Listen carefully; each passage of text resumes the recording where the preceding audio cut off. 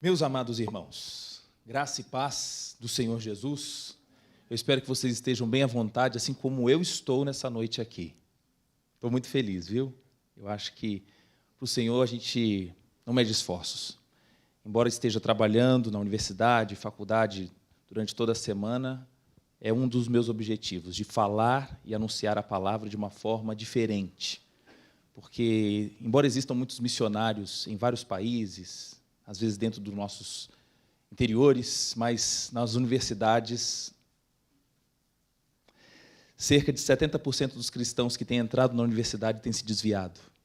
E cerca aí, as estatísticas dizem que o último culto que ele participa é o de formatura. E que eles se esquecem, então, porque ouvem sobre as fábulas. Nós vamos conversar um pouco daquilo que eu produzi ao longo aí de 7 anos de muita pesquisa, com o tema biblioquímica. E alguns, às vezes, se apavoram pelo termo, falam, meu Deus, eu vou ter que saber de química para poder ler esse livro. Não, a gente vai discutir aqui de uma forma contextualizada, o que grandes revelações da palavra de Deus nos traz, e você sair daqui assim, eu não sabia que a palavra é tão profunda. E olha que é apenas uma apresentação, mas Deus pode fazer muito mais na tua profissão para também fazer a mesma coisa, como eu tenho militado na área da biomedicina, na área da medicina, da farmácia, da enfermagem. Respira fundo agora, vem, puxa. É bom louvar, não é? Quando a gente puxa aqui, você tem ideia que você está entrando em contato com 78% de nitrogênio, aproximadamente, cerca de 21% de oxigênio, o restante alguns outros gases. Mas se nós tivéssemos 2% a mais de oxigênio, haveriam explosões espontâneas na Terra. Se tivéssemos 2% a menos, seria incompatível com a vida. Ou seja, a mistura que agora você entra em contato livremente é a mistura perfeita para que haja manutenção de qualquer vida aeróbica. É diferente você ter ideia disso e ler Salmo 150, quando diz, e tudo que tem fôlego, louve ao Senhor.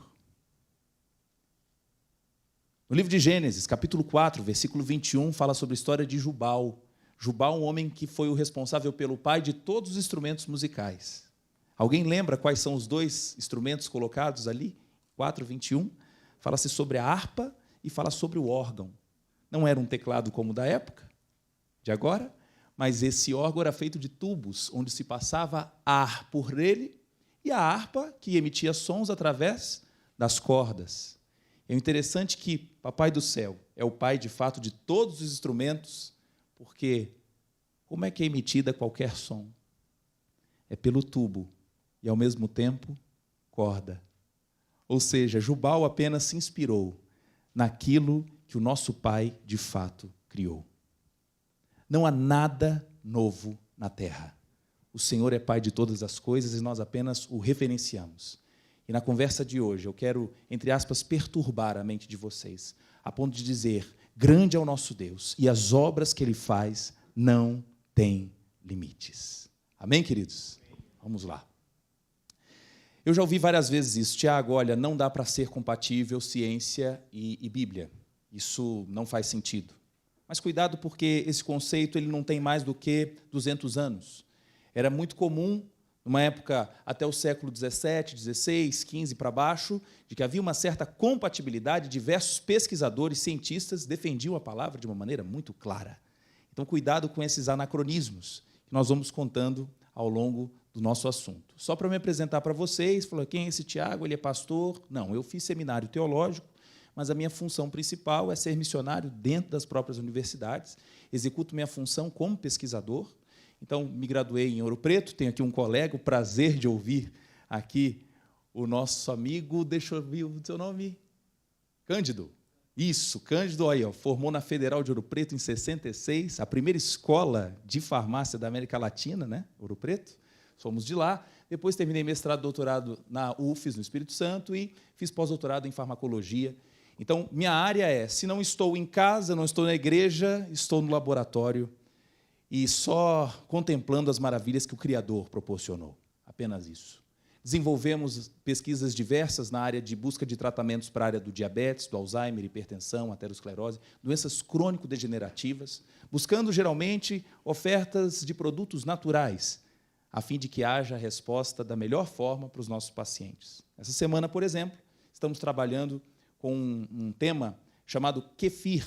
Kefir é um probiótico, uma mistura de bactérias e leveduras, e tratamos pacientes com mal de Alzheimer, que tinham aproximadamente 79 anos. Esses pacientes tiveram melhora da resposta cognitiva. Estamos publicando, nessa semana, um artigo científico internacional mostrando a eficácia do tratamento do probiótico kefir com 90 dias de tratamento. Então, mais uma vez, não há obra nenhuma do Tiago, mas sim observar o que Deus já fez, tratar e observar as respostas que acontecem ao longo do tempo. Muito bem. Então, meu prazer é estar também dentro das universidades, trabalhando com pesquisa. Então, não existe, de fato, essa incompatibilidade entre esses dois mundos.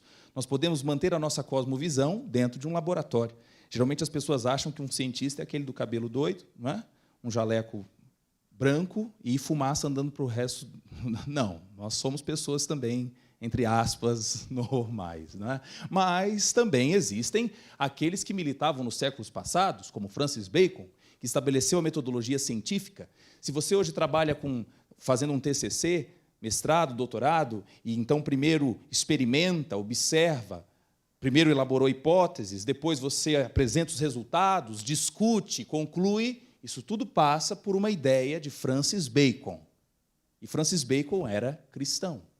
Kepler, que falou sobre os movimentos da Terra, o co-inventor do cálculo, Isaac Newton, Pasteur, o pai da microbiologia, todos esses defendiam a palavra de Deus.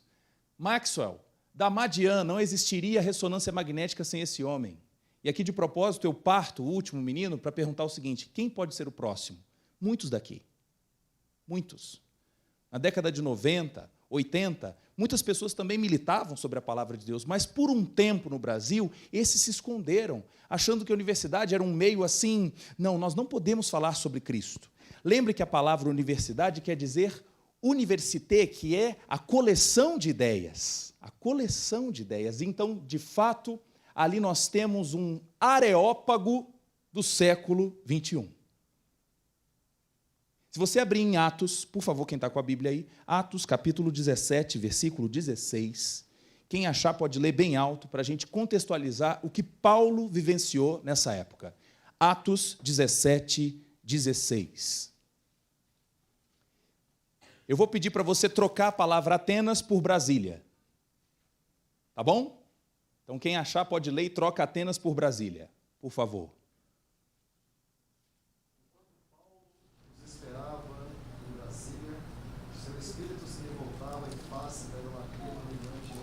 Amém. Varão. Qual o seu nome?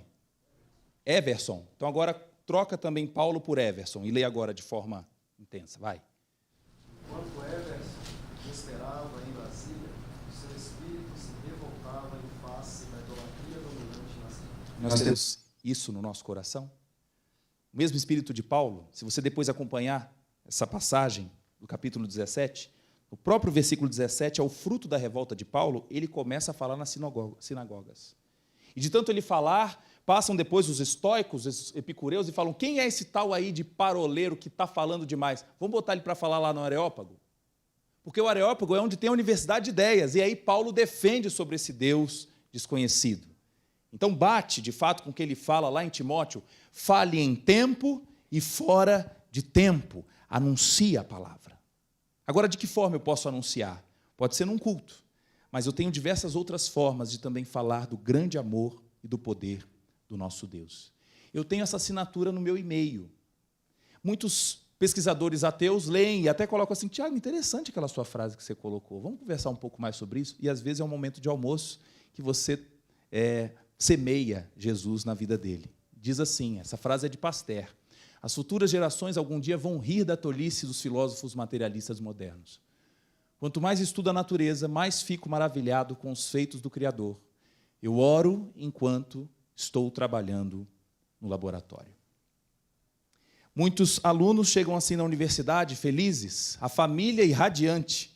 O menino, às vezes, de cabelo cortado, não é? Falou: vai, meu filho, Deus te abençoe. E aí passam-se mais ou menos 3, 4 períodos. No último, então, ele está assim. Antes fosse apenas pelo cansaço de tanto estudar e virar às noites. Mas muitos desses conheceram as drogas, o próprio álcool, durante a universidade. ele sai dali arrebentado porque esqueceu de Cristo, ou não foi anunciado para ele. Então veja a nossa importância. Vamos fazer aqui uma enquete. Quantos aqui têm pais e mães com graduação? Levanta a mão. Quem está aqui na frente pode dar uma olhada para trás. Quantos aqui têm pais e mães com mestrado? Um varão aqui levantou a mão. Quantos aqui têm pelo menos o pai e a mãe com doutorado? Qual é a tendência daqui 20 anos se eu fizesse essa pergunta aqui? Eu estava semana passada em Belém do Pará, 1h30 da manhã, cheguei para tomar um café e um pão de queijo no aeroporto. Quando a moça me serviu, ela falou assim, não vejo a hora de defender meu mestrado. A moça estava me servindo o café e o pão de queijo. Eu falei, você é formado em quê? Serviço social. Aí outra falou, nossa, eu estou louca para começar a nutrição. O que eu quero dizer com isso? O acesso às universidades tem aumentado muito.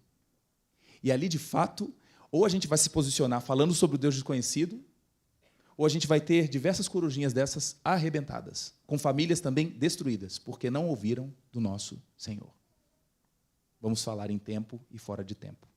É bom lembrar que as 10 primeiras universidades do mundo, Oxford, Cambridge, CIT, Stanford, MIT, Harvard e Princeton, as 7 primeiras, são de origens cristãs. Aliás, o nome Harvard, não sei se você sabe, mas é em homenagem a um pastor chamado John Harvard, que saiu da Inglaterra muito jovem, chegou nos Estados Unidos e, próximo da sua morte, porque morreu com 36 anos por tuberculose, doa parte da sua riqueza para fundar a primeira biblioteca de Boston. Que coisa, não? Tem gente que vai a Boston e faz questão de chegar nessa estátua e botar a mão no pé esquerdo de Harvard, para dar sorte, entre aspas. Você pode ver que o pé dele está mais brilhoso do lado de cá. E mal sabem que ele é pastor. Então, dizer que os cristãos querem o lado negro, não querem ciência, a palavra ciência do latim quer dizer scientia, que é conhecimento. Se você abrir em Colossenses, capítulo 2, versículo 3, diz que em Jesus estão escondidos todos os tesouros da sabedoria e do conhecimento. Ele é o dono de tudo isso. E não importa se existe um pesquisador agnóstico ou ateu e acha uma verdade. Se ali ele achou alguma verdade, essa verdade não é dele, é de Deus. Isso é importante a gente verificar. Bom, lembrando desse homem que teve um papel importantíssimo na área da ciência, Gutenberg consegue imprimir os primeiros livros. Isso em que ano? 1455. Que livros foram esses? A Bíblia. E através, então, dessa inquietação de produzir Bíblia, vieram a possibilidade da impressão de outros livros. Então, veja como isso também revolucionou. Se não fosse a invenção da imprensa e, logo depois, a reforma protestante, para que outras universidades pudessem ser criadas ao longo do mundo. Então, cuidado com os anacronismos. Isso é um absurdo, concordam? Isso também, concordam? Atenção para o conceito de anacronismo. Se eu disser a frase assim, o presidente Bolsonaro foi esfaqueado dia 6 de setembro de 2018, essa frase minha está certa ou não? O presidente Bolsonaro foi esfaqueado 6 de setembro de 2018. Verdade? Certa é a resposta ou não? Não. Por que não? Porque ele não era presidente, o candidato à presidência. O problema é que a gente pega a verdade de hoje e tenta acoplar um ano atrás. Então é a mesma história de dizer universidade e ciência não combinam. Nessa época, séculos passados, era altamente compatível. O YouTube, olha só. E aí, infelizmente, é isso que até os nossos filhos têm ouvido nas suas escolas. Minha filha estuda num colégio que é confessional. Fala sobre Cristo, mas a respeito do criacionismo, Bíblia, muitas vezes passam-se ideias assim, a Bíblia não é relevante para a minha vida, ela não é verdadeira, não há Deus, ela tem erros, é mito, e existem milhões de anos, então não dá para explicar a Bíblia por aí. Agora, a gente tem que ficar atento, porque Paulo já nos recomendou, em 2 Coríntios 10, 4 a 5. Vamos ler juntos? Porque as armas da nossa milícia não são carnais, mas sim poderosas em Deus para a destruição das fortalezas, destruindo os conselhos e toda altivez que se levanta contra o conhecimento de Deus, e levando cativo todo o entendimento à obediência a Cristo, de Cristo. Tem que levar cativo a obediência de Cristo, ou seja, nós temos que mudar a nossa cosmovisão, que normalmente é usada a analogia dos óculos, ou seja, como que nós enxergamos ao mundo. Se eu tenho a cosmovisão cristã, tudo que está ao meu redor eu passo a enxergar como Cristo propõe. Só que eu vou ser um pouquinho mais anatômico, eu vou ser mais específico. Eu não vou falar de óculos, porque dá uma ideia que eu posso tirar e colocar, mas quando a luz passa pela pupila, ela encontra uma lente atrás desse buraco preto aí. Se eu pegar o olho agora e fizer um corte sagital, a gente encontra aqui uma lente chamada cristalino. A luz passa por aqui e chega na retina, e nós então interpretamos. Esse olho humano tem uma resolução de 576 megapixels, cada um. Você está maravilhado com o seu celular, que não chegou nem a 30 megapixels, e a foto já sai uma beleza. 576 megapixels. Agora tem um detalhe. Para essa resolução ser perfeita, esse cristalino tem que ser bem transparente. Mas eu digo que muitos estão com o cristalino nesta aparência. Ele está leitoso, ele está opaco, então a luz não passa direito. Eu chamo isso de uma catarata espiritual.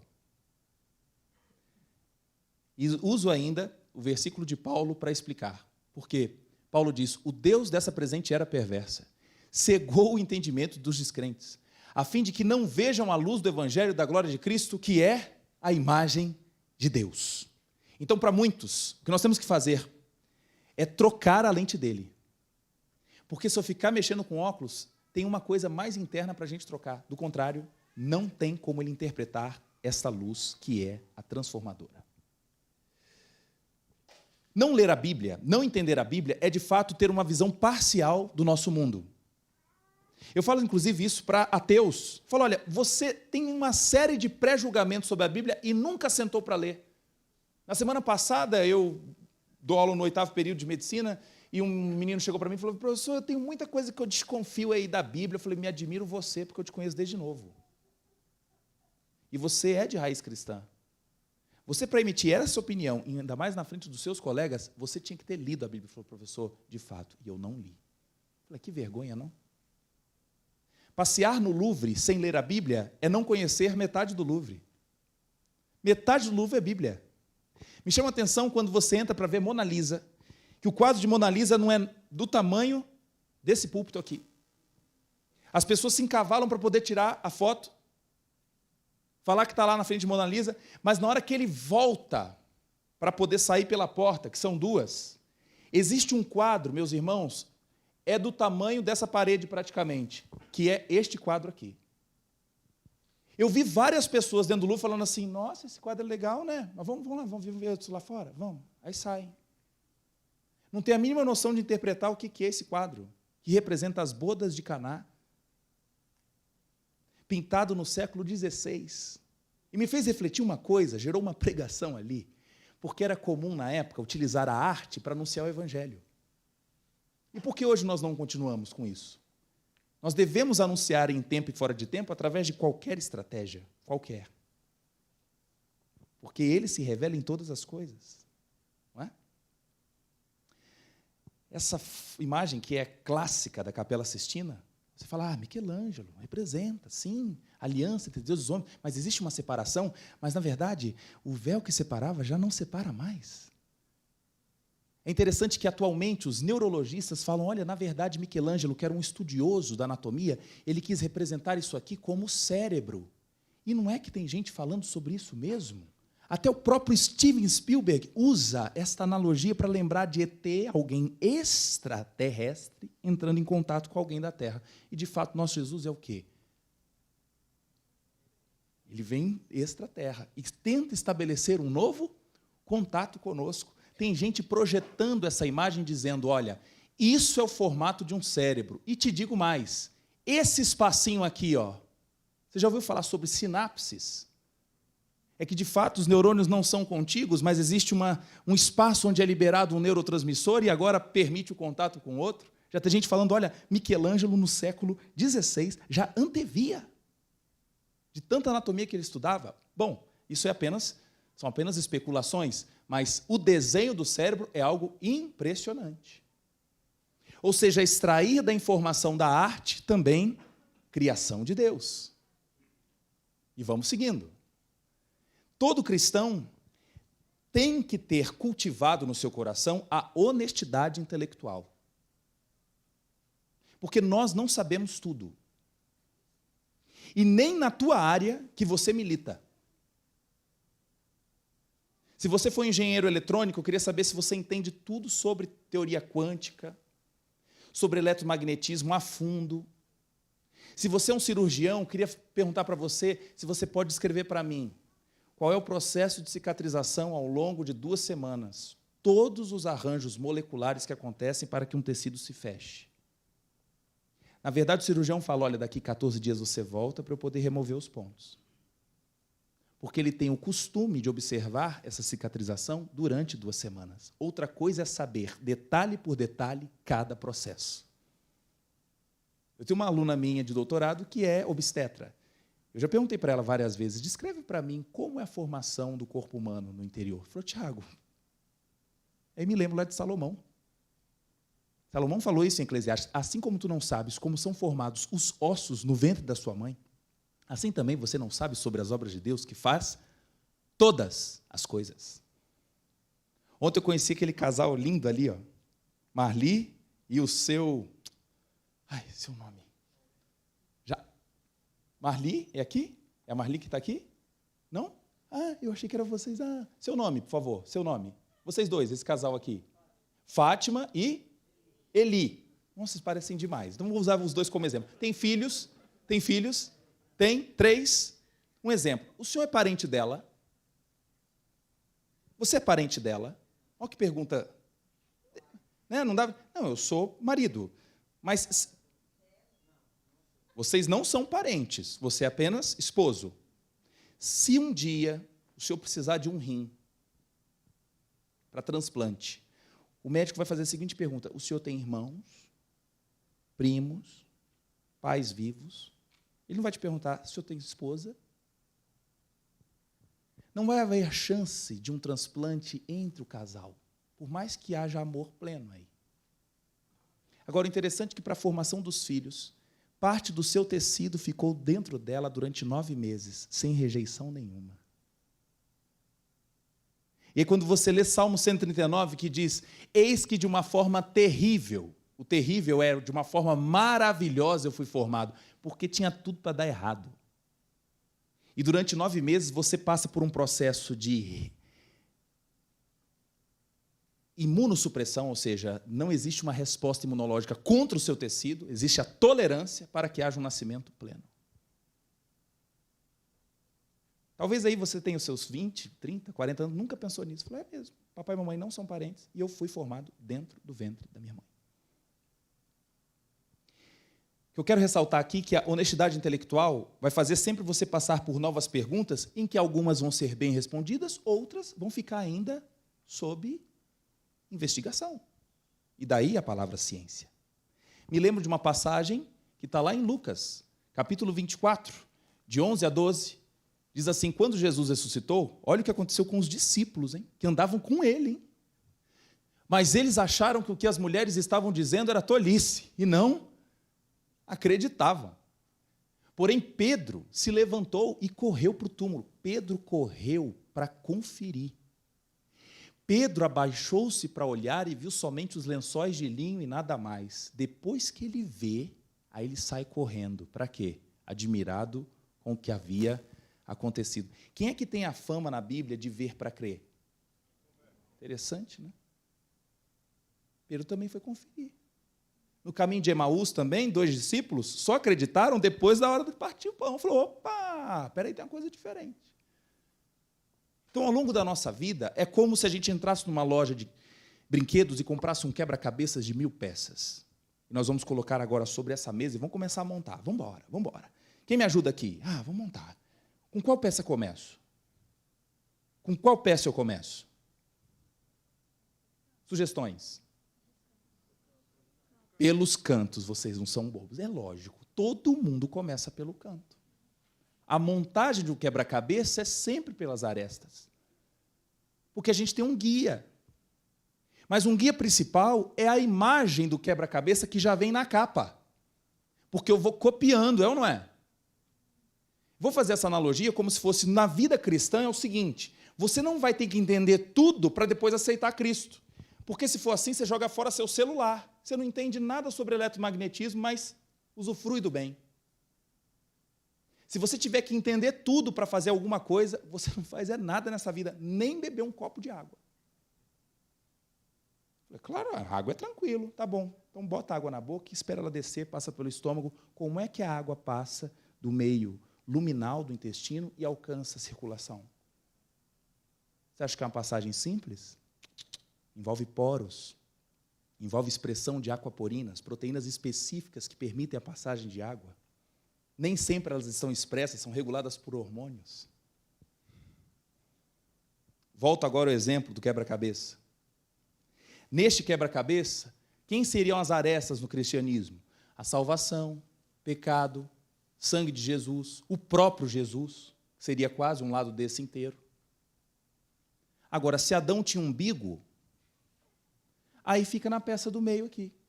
Como é que Elias foi trasladado? Como é que foi toda a criação de Eva? Vamos embora. Agora, quem é a imagem final do meu quebra-cabeça? É uma cruz com sangue carmesim e com esse sangue bem fresco para mim e para você. Disponível.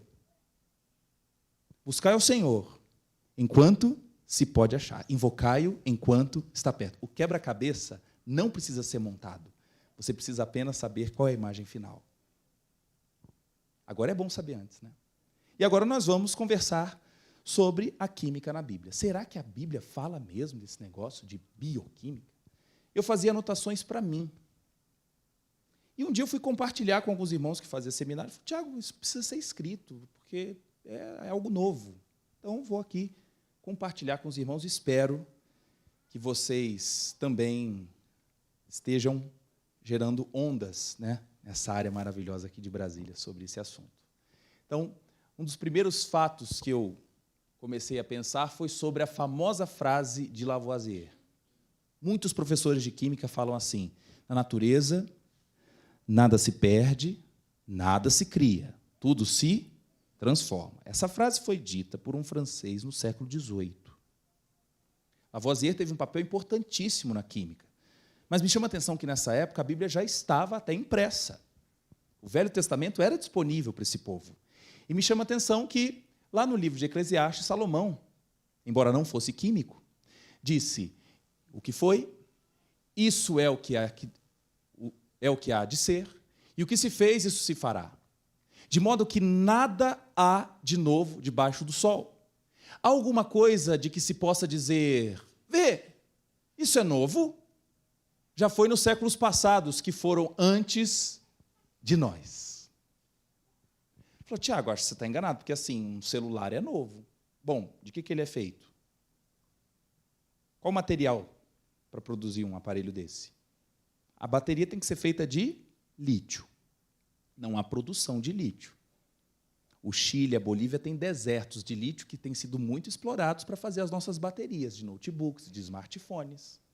Lítio pertence à família 1A da tabela periódica. A galera que está fazendo química aí, lembra? Hidrogênio, lítio, potássio, rubídio, césio, frança. Está lá, ó. Bonitinho. Ah, celular, carbono, silício, tem. Agora, me fala se isso tem produção desse átomo. Nós apenas multiplicamos aquilo que já está pronto. Assim como Daniel, o profeta, diz lá, e a ciência se multiplicará, de fato. Mas não vai surgir do 0 vezes 0, que sempre vai ser 0. Outra parte do mesmo livro de Eclesiastes, Salomão diz: eu sei que tudo quanto Deus faz durará eternamente. Nada se lhe deve acrescentar e nada se lhe deve tirar. E isto faz Deus para que haja temor diante dele. Ou seja, o sistema continua da mesma forma. Existem transformações. Parte da energia pode ser perdida, mas ela vai para outro ponto. Quem gosta aí da física, já lembrou sobre entropia, que é a famosa segunda lei da termodinâmica, tudo tende ao caos. E aí é difícil pegar essa teoria e acoplar livremente para a área da biologia, que pensa que quanto mais os bilhões de anos se passam, as coisas melhoram. Não melhora. Pega o teu quarto e deixa de arrumar 2 semanas. E espera agora que o lençol volte ao lugar. Hein? Alguém tem filho pequeno aí? Filho pequeno é a cara da entropia, da desorganização. Agora, deixa isso em repouso e vê se um dia vai arrumar sozinho. Não vai. É isso. Outra passagem de Gênesis, lá, quando Deus estabelece uma conversa com Abraão e fala: Abraão, você vai ter um filho e você vai precisar fazer uma circuncisão. A circuncisão eu quero que seja feita no 8º dia. Isso me intrigou, porque em toda a história do judaísmo, todos os homens são circuncidados no 8º dia. O próprio Jesus, se você acompanhar no livro de Lucas 2:21, aparece completando-se 8 dias para a circuncisão do menino. E eu fiquei me perguntando por que 8? 8, toda hora, 8. E aí me lembrei de uma história na medicina que fala sobre a vitamina K. Curiosidade. Vocês conhecem a vitamina A, B, C, D, E. Já ouviu falar em vitamina F, G? A vitamina J é ótima. L. Por que pula da E para K direto? De fato, a vitamina K foi uma das últimas vitaminas a serem descobertas. No final da década de 20, comecinho de 30, pesquisadores perceberam que quando se tirava a gordura das aves, elas desenvolviam hemorragia. Falou, olha, tem alguma vitamina nas gorduras que é importante para a coagulação. Como o indivíduo era alemão, a palavra coagulation no alemão é com K. E daí a homenagem à vitamina K, em razão da propriedade que ela tem de permitir a coagulação do sangue. Beleza? Que época é isso? 1930. Então, antes disso, ninguém conhecia esse fator que ajudava na coagulação do sangue. Então, resumindo hoje, é o seguinte: essa vitamina K, se faltar, a gente tem sangramento muito fácil. Todos nós precisamos de vitamina K. Tiago, onde é que eu arrumo ela? Tem que comprar na farmácia? Olha, se você tem uma dieta rica em folhas verdes, está tudo bem. Quanto mais escura a folha, mais vitamina K tem. Beleza? Outra coisa, bactérias no intestino. A presença dessas bactérias facilita também a oferta da vitamina K. Agora a gente vai para o cenário do feto. O feto não come verdura. A mamãe não consegue fazer a vitamina K passar pela placenta. E o bebê não tem muita bactéria no intestino. Há indícios que há um pouquinho, mas outros falam, olha, não tem nada. Ou seja, todo recém-nascido, quando nasce, chega ao mundo com níveis de vitamina K zerados praticamente. Ou seja, qualquer corte nesse menino sangra. Então, qualquer hospital hoje, do nosso Brasil, no momento do banho, a mãe nem sabe, mas a primeira injeção que o bebê recebe é uma dosezinha de vitamina K, chamado Canaquion. Quem aqui é da enfermagem, médico, hein? Hein? Levanta a mão e dá o testemunho, irmão. Fala, é verdade, eu faço isso mesmo. Ou seja, todo bebê recebe o quê? Vitamina? Acontece que na época não tinha hospital lá para Abraão. E aí vem a pergunta: se o bebê não for suplementado com vitamina K, quanto tempo leva para ele atingir níveis adequados? O bebê não come verdura, mas o bebê entra em contato com a microbiota da mamãe. Durante a amamentação, o bebê começa a receber vitamina K. Aí eu comecei a pesquisar na literatura quanto tempo leva para um bebê receber níveis adequados de vitamina K. Eu trouxe o texto em inglês para você ver que não tem manipulação. É um artigo recente, 2011, falando sobre vitamina K em neonatos. Fatos e mitos. Pasmem. A clássica deficiência de vitamina K ocorre entre 24 horas e 7 dias de vida. A oferta da vitamina K em deficiência é até o 7º dia. E aí você pergunta, por que Deus propõe o 8º? Eu Eu fico imaginando essa conversa hoje, anacronicamente, Deus com Abraão. Abraão perguntou, Deus, por que eu tenho que esperar 8 dias para circuncidar? Falou, meu filho, lá em 1930, lá na frente, vão descobrir uma coisa que eu produzi. Vocês vão chamar de vitamina K, que é homenagem à coagulação. Mas, enquanto isso, me obedece. Porque se você antecipar esse processo, o filho da promessa, e você já velho, amortecido, pode perder o seu Isaac. Ou seja, nem tudo que a gente tem respostas plenas, aí vai fazer você exercer o seu ato de fé, confia e obedeça. Porque talvez, depois de meses ou anos, você vai falar, que importante passo de fé que eu dei. Agora está explicado. E, de fato, hoje, não precisamos mais aguardar os 8, não se faz a circuncisão, ok, mas porque houve a multiplicação da ciência.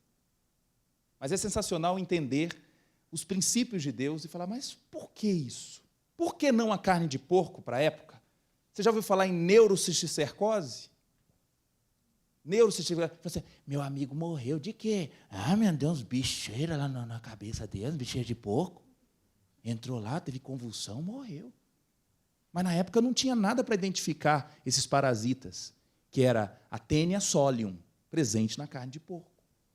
Hoje, a rota de produção de um suíno é extremamente controlada, com certos vermífugos, antihelmínticos, completamente diferente da época. Então, a gente passa a julgar, mas fulano não come, que bobo, não come camarão, por quê? Vamos entender o contexto? Até hoje, quantas pessoas morrem por comer camarão e desenvolvem um choque anafilático? Olha que interessante, como Deus preservou o povo da época, porque, de fato, existem diversos alimentos que são altamente imunogênicos. E, na época, não tinha adrenalina, não tinha corticoide, não tinha traqueostomia. Interessante, né? Como é o cuidado do nosso Deus. Essa cena, esta imagem, essa escultura de 5 metros e 17 centímetros, está lá em Florença, na Itália. Quem fez? Michelangelo, o mesmo que fez a Capela Sistina. Aí você fala, gente, perfeita a imagem. É o Davi todinho, purinho. 5 metros e 17? Claro que não, primeiro. Forte desse jeito, a Bíblia dizia? Não, forte também não era. Mas estava com a funda aqui e uma pedra, sim. Mas outra coisa, que eu não preciso chamar tanta atenção com laser, mas se você perceber, ele não foi circuncidado. E se você pegar nas Escrituras, o próprio Davi fala assim, quem é este incircunciso que desafia o povo do Senhor? O que eu quero chamar a atenção para isso é que nem sempre os caras que foram contratados para fazer imagens bíblicas representam com fidedignidade tudo aquilo que a palavra representa. Então, nós temos que ficar sempre, atentos a tudo que a gente entrar em contato ao nosso redor, para que sempre a palavra seja a forma mais clara possível. Tá? Sobre circuncisão, esse mapinha aqui é de um artigo publicado no ano de 2016. A cor aqui é o seguinte, quanto mais escuro, maior o índice de HIV. A África do Sul é o país que tem maior incidência e prevalência de HIV no mundo. São cerca de 600 mil pessoas morrendo por ano por conta do HIV. É algo absurdo. Lá, a política acredita até hoje que é porque falta vitamina, o povo come pouco, por isso que o vírus ainda está fazendo a festa. Mas é interessante que, olhando aqui para o lado, essa imagem representa o seguinte, quanto mais vermelho está, menos o povo faz a circuncisão. Ou seja, o norte da África, grande parte das tribos, das nações, fazem a prática da circuncisão. E existe, então, uma relação inversa aqui do quadro de transmissão de HIV. Quanto mais circuncisão, menos transmissão. Onde está a relação disso? Já se sabe na área da urologia que a prática da circuncisão em povos que têm pouco acesso à água aumenta a higienização, diminui a chance de complicações de infecções na área genital masculina. Ou seja, a proposta de Deus da aliança de sangue, de Gênesis, também tinha um outro interesse, de promover um controle microbiológico daquele povo que andaria no deserto por anos e anos. Muitos nutricionistas falando também sobre dieta low carb. Virou uma modinha, né?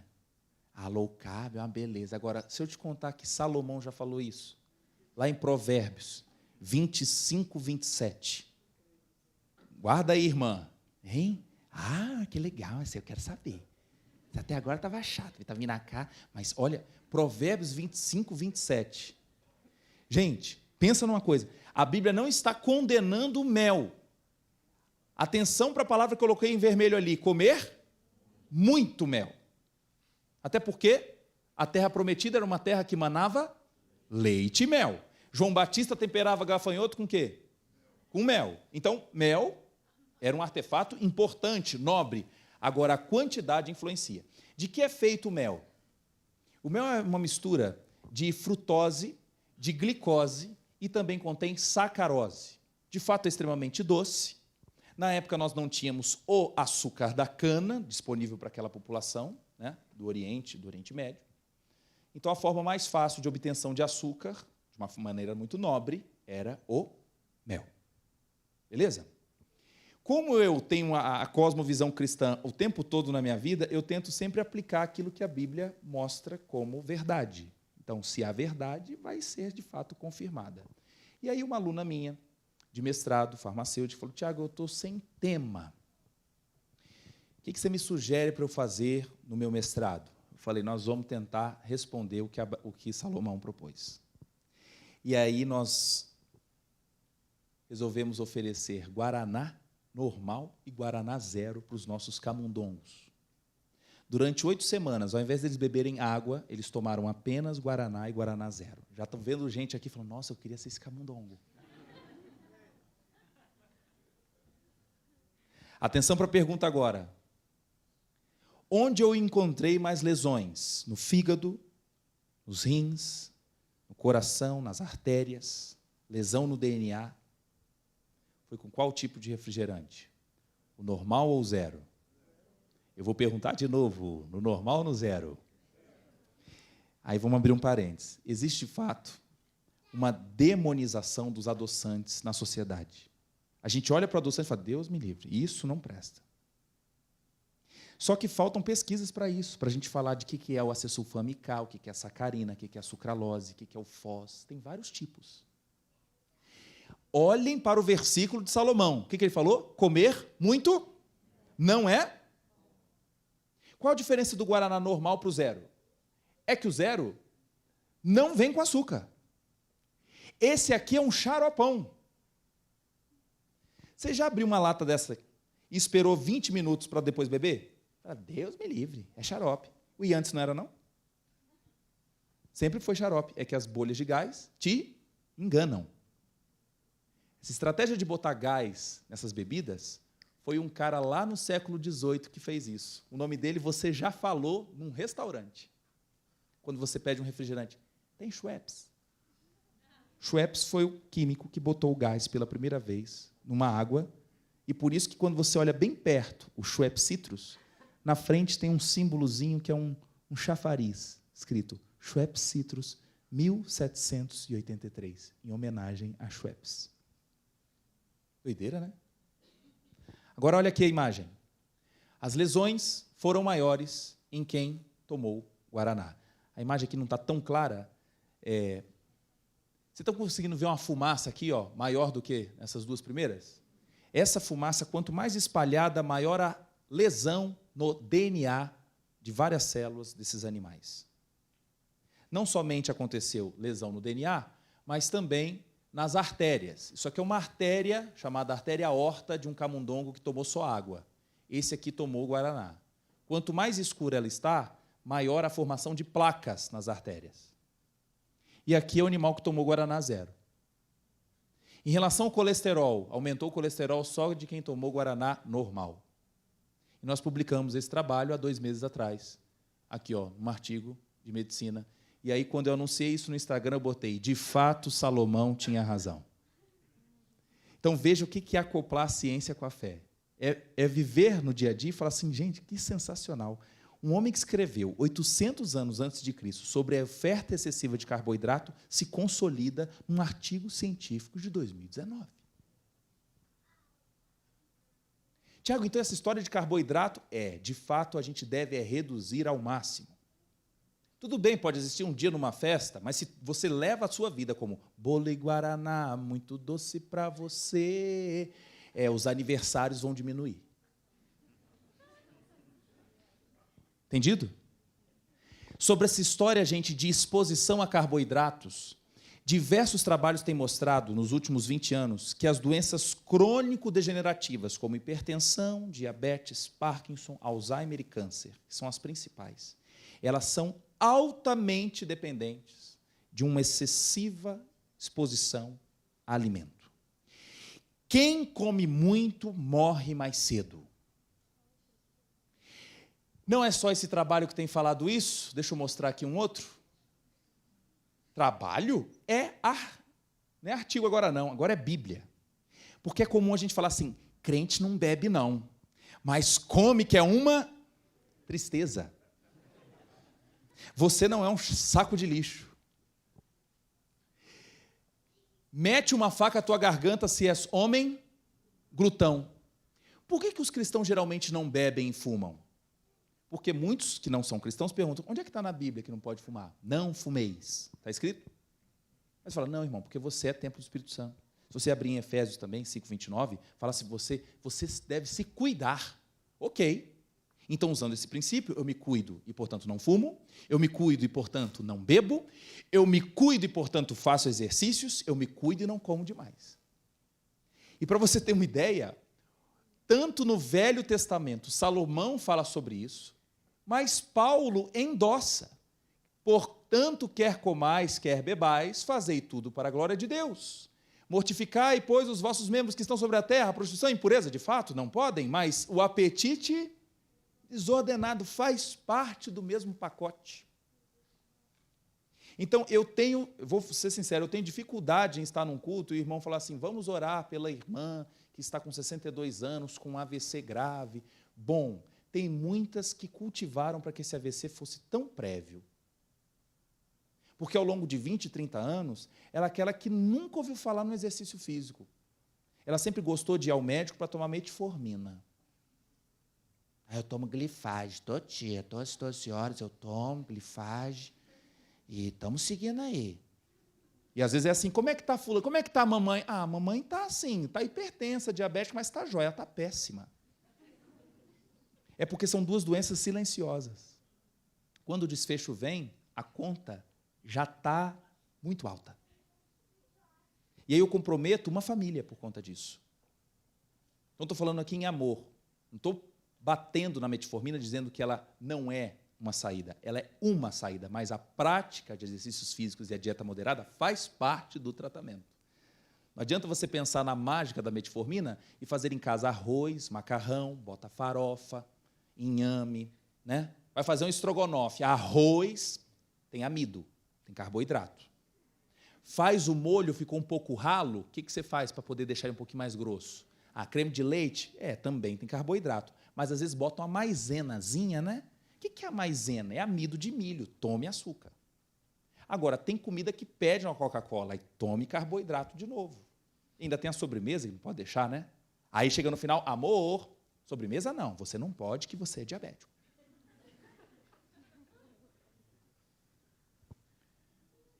Aqui experimentos mostrando o seguinte, a linha verde, sabe o que é? Animais que comeram a metade.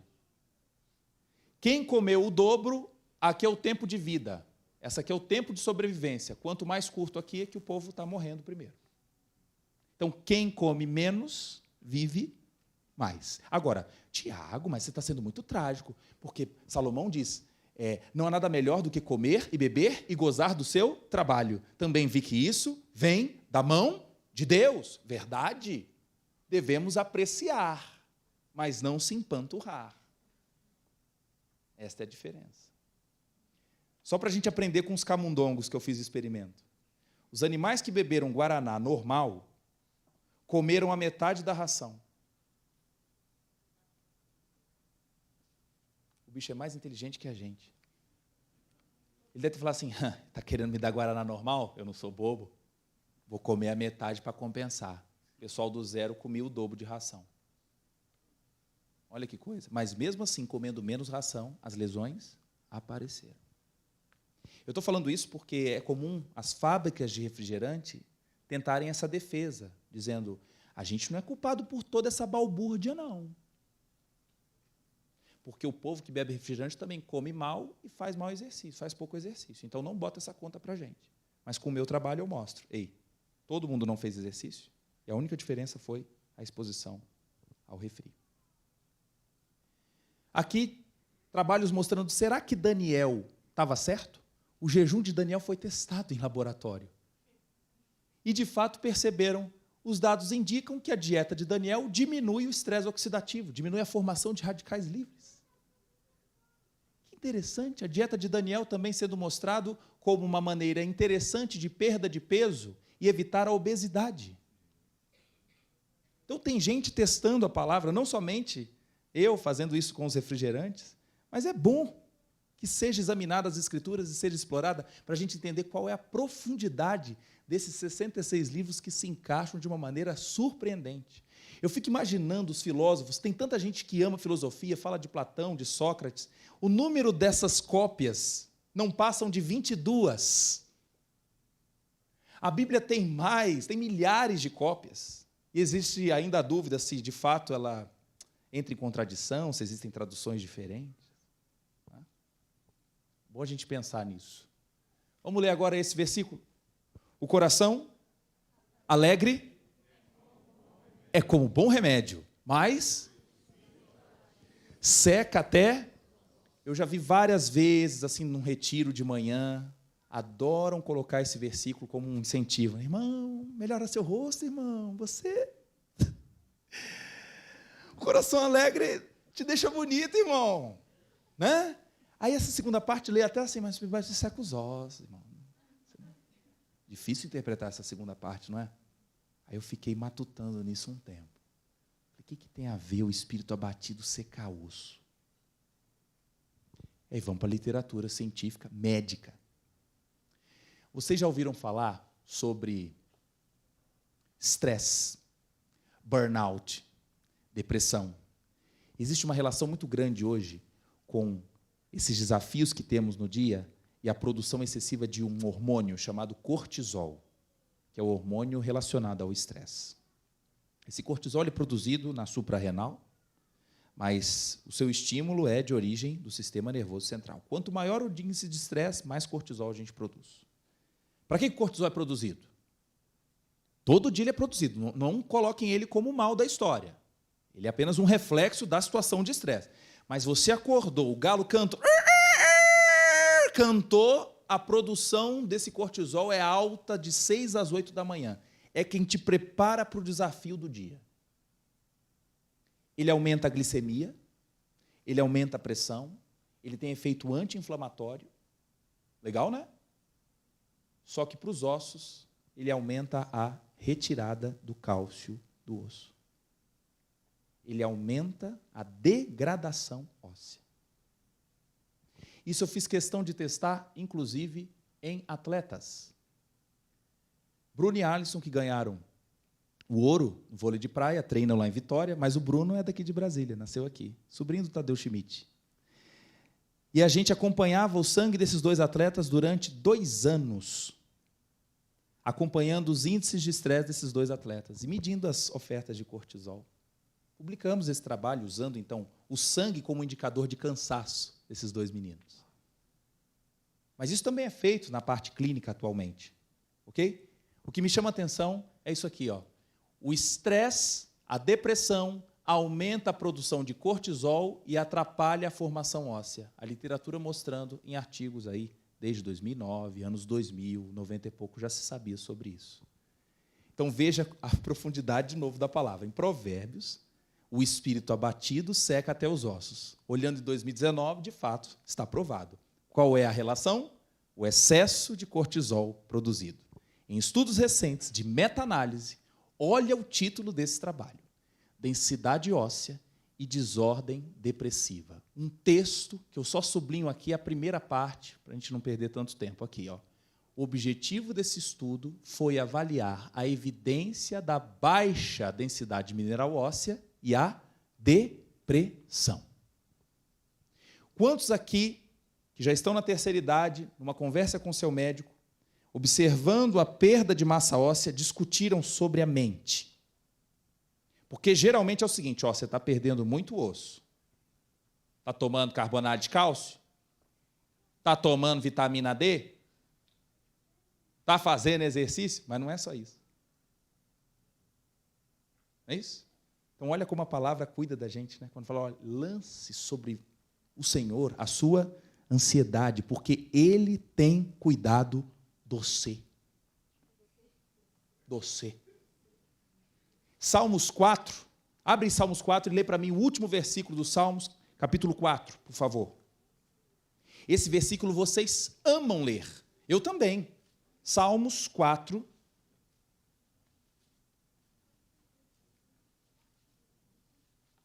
Olha que coisa linda. Vamos ler juntos? Salmos 4? Podemos? Em paz também me deitarei e dormirei, porque só tu, Senhor, me fazes habitar em segurança. Agora, por favor, para você completar isso, em paz deitar e descansar, porque o Senhor me deixa seguro, olha o versículo 4, por favor. Perturbai-vos e não... Agora, olha devagarzinho esse. Falai com o vosso coração sobre a vossa cama. Ou seja, conversa com o Senhor. Quando a gente só vê lá em Mateus, fala assim, olha, fecha a porta do teu quarto e o Pai que te vê em secreto te recompensará. No próprio Salmo já fala sobre isso. Eu só vou conseguir deitar e habitar em segurança a partir do momento em que o meu travesseiro pode ser um momento também de conversa com o meu papai. E aí, de fato, se eu converso, eu durmo em segurança, sou menos ansioso, produzo menos cortisol. Isso também ajuda a não secar os meus ossos. Não é maravilhoso? A integração da sua palavra. Quanto tempo eu tenho, amado? Para saber aqui na minha organização. Cadê? Mais o quê? 5? Massa. Aí tem o quê depois? Estrogonofe com batata palha, arroz. Vamos lá. Sem refrigerante. Pior que tem refrigerante, né? Não tem problema.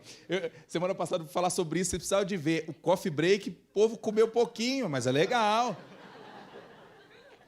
O pessoal adere à palavra. Né? Essa imagem aqui é de Verona. Eu tirei foto de longe, não consegui nem chegar tão rápido lá na frente. Essa aqui é a imagem, a estátua de Julieta. Famosa história de Romeu e Julieta. As pessoas fazem questão de tirar uma foto do lado da Julieta e tem que pegar na mama direita dela para dar sorte também. Então é engraçado que muitos europeus vivem a era chamada pós-cristã, falando, Cris, que história é essa? Mas, olha, se degladeiam para tirar fotos assim e falam, olha, ali é progresso. Eu, dentro do laboratório na Espanha, a menina chegou assim para mim, Tiago, presta atenção, dia 24 de junho é o dia mais longo na Espanha. Anoitece só às 11 horas. E você não pode deixar de pular a fogueira. Falei, que fogueira? A fogueira tem que pular. Todos nós pulamos para que as bruxas não fiquem nas nossas casas.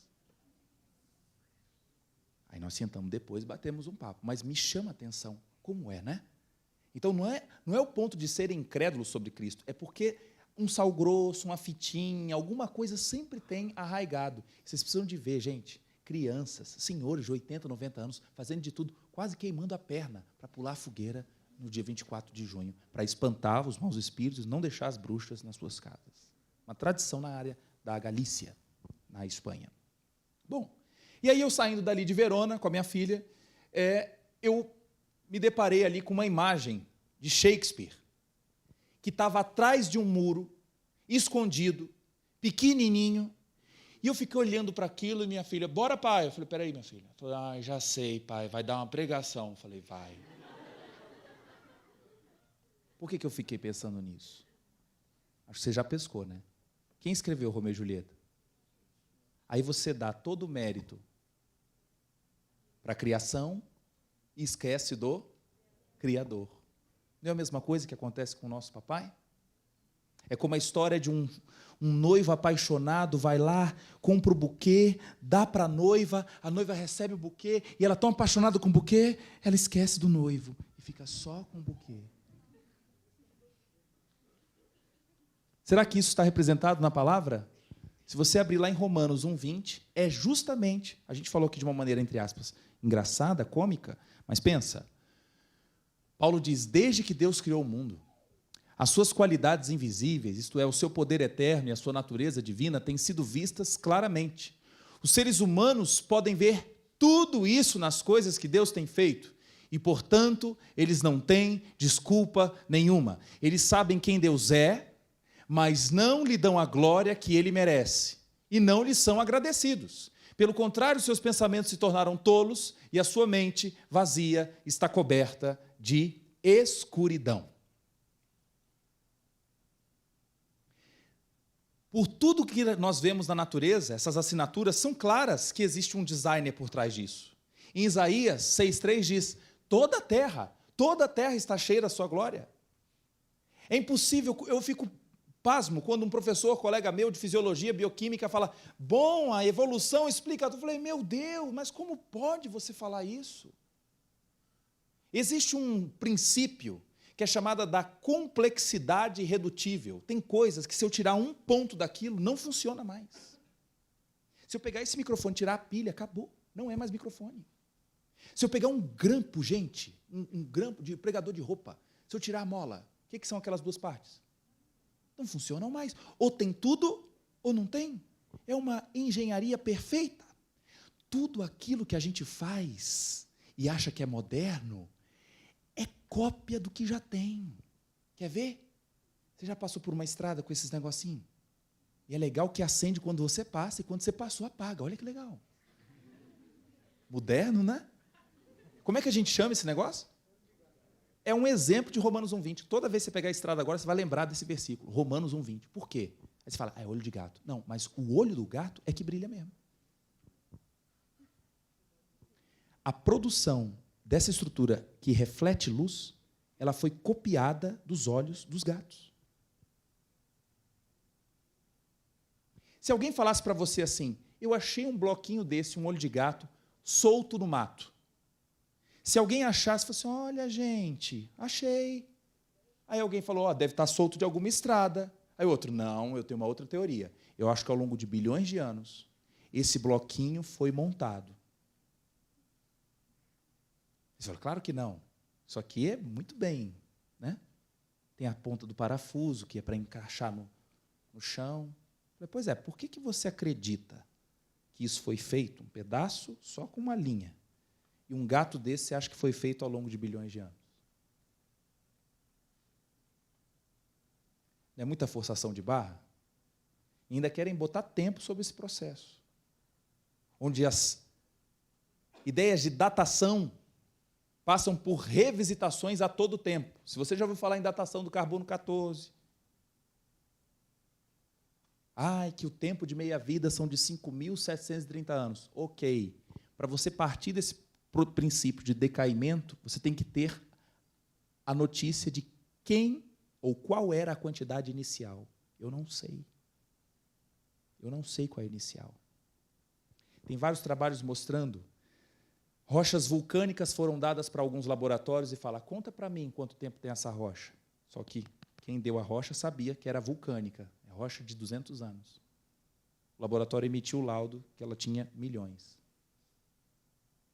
Pedaços de casca de árvores de um aeroporto canadense foram também retiradas e dadas no laboratório. Essas árvores foram plantadas no início do século XX. Foi também dado uma datação de mais de 500 anos para as árvores. Só tinha um ponto, era local de pouso e decolagem de avião. A oferta de carbono nessas cascas tem contaminações. Então, quando se fala com tanta segurança nas aulas de biologia por datação do carbono 14 foi contada, existem controvérsias sobre esse processo. Quando você olha um carro desse de Fórmula 1, fala, aqui tem tecnologia de primeira, é energia que é uma brincadeira, um negócio desse. Não. Você quer trocar um pneu em 4 segundos, pastor? E troca os 4, hein? Na nossa época do Ayrton Senna, trocava com 12, a gente estava feliz. Agora troca com 2, com 3 segundos. Mulheres, para que coloca um pneu desse cheio de ranhura? Mulheres, quer ver que vocês também sabem? Quer ver? Para quê? Para aumentar a adesão no chão, para aumentar a superfície de contato. Legal, alguém pensou sobre isso. Agora, imagina você saindo da piscina, ficou muito tempo na água e seus dedos ficam assim. Você já reparou que não são todas as partes do corpo? É só a ponta dos dedos. Se seu filho te perguntasse, ô pai, por que minha dedo enruga? Ah, meu filho, porque molhou. Porque molhou, meu filho. Se isso fosse verdade, nenhuma mulher entrava na piscina. Tá doida, sair toda enrugada? Já pensou sobre isso? É um processo neuralmente mediado. Só acontece na ponta dos dedos e na ponta dos pés. Não enruga mais nada. Recentemente tem sido visto que esse processo de enrugamento é para a gente poder pegar num objeto molhado e escorregar menos. É o mesmo princípio do pneu. Aliás, mais moderno, porque o pneu tem que trocar. Você já imaginou se a Fórmula 1 fosse assim? Pista com chuva, Galvão nem ia falar, não vai ter pit stop, o pneu vai sendo trocado no meio da corrida, e enrugando, que é o que acontece aqui. Não tem troca, ele enruga e se secar, ele volta. O interessante é que quando a gente vai para a literatura, a gente tem que investigar quem são os centros que fazem essas emissões de dados. Esse trabalho aqui é feito por um centro de comportamento e evolução. No texto ele diz o seguinte: o enrugamento de dedos aconteceu ao longo de bilhões de anos para não deixar os produtos serem perdidos ao escorregar. Ou seja, eles encontram a ideia como se o dedo pensasse. Não é isso? Olha, parece ser tão simples. Quer ver uma brincadeira? Eu estou com sono, acho que eu vou dormir em cima do livro. Aí logo vem o professor, às vezes nem era da área de biologia. Professor, está achando que você vai aprender por... Como é? Fala o nome? Osmose? Agora explica para mim o que é osmose. Osmose numa aula de biologia é simples. Gente, osmose é tranquilo. Eu tenho um meio mais concentrado, um meio menos concentrado. A água migra para o meio mais concentrado. Beleza? Através de uma membrana semipermeável. Aí vem aquele aluno lá do fundo e fala, professora, o que determina a água passar do meio menos para o mais concentrado? Menino, eu já falei que é osmose? É porque a água faz isso, como se a água... A gente tem hora que coloca princípios que são absurdamente profundos num tom jocoso de que acontece, de tanto que acontece. Mas porque a gente não quer colocar para todo mundo quão ignorante a gente é. Quanto mais a gente aprende, mais ignorante a gente fica. Sabe por quê? Imagina aqui, você começou o ensino médio, você sabia isso, uma bola de ping-pong. Você foi para a graduação, você saiu com uma bola de tênis. Você foi para a pós-graduação, você saiu com uma bola de handball. Beleza? Mas o que você sabe é apenas o 2πr, é o comprimento da circunferência, porque a área da bola, o πr ao quadrado, só aumenta. Estou certo de que hoje, quando terminarmos aqui meia-noite, mais ou menos, nós vamos sair com mais perguntas. Isso é ótimo, porque a gente vê a grandeza do nosso Deus. Tem uma canção que fala isso, né? Grande é o nosso Deus. Conhece? E as obras que Ele faz, o teu amor não tem limites. Em teu perdão encontro paz. Esse é o nosso Deus. Por último, para a gente comer. Esse aqui é um comportamento comum nas aulas de biologia. Vou fazer aqui o professor, posso? O professor faz o seguinte. Uma das provas vou ficando mais bobo para você conseguir ficar comigo até às 11 horas. Uma das provas a respeito da evolução no homem são os órgãos vestigiais. Um órgão vestigial é o siso. Por exemplo, uma parte do povo não tem mais siso, então o resto não vai ter mais. Tá. Procure as tribos que comem coisas duras ainda, elas têm siso. De fato, à medida que nós vamos amolecendo a comida, Papai do Céu fala, não expressa siso, mas o gene continua ali. É a mesma coisa se eu pegar um negro e botar para morar na Noruega. Daqui 3 anos encontrando com ele, você fala, olha lá.